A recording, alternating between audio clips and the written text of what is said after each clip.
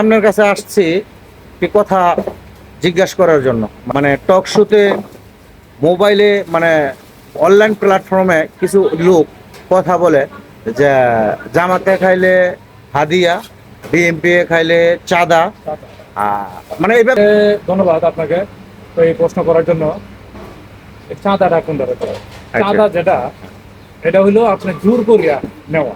চাঁদাটা হইলো জোর করে নেওয়া। জোর করিয়া নেওয়া। আচ্ছা।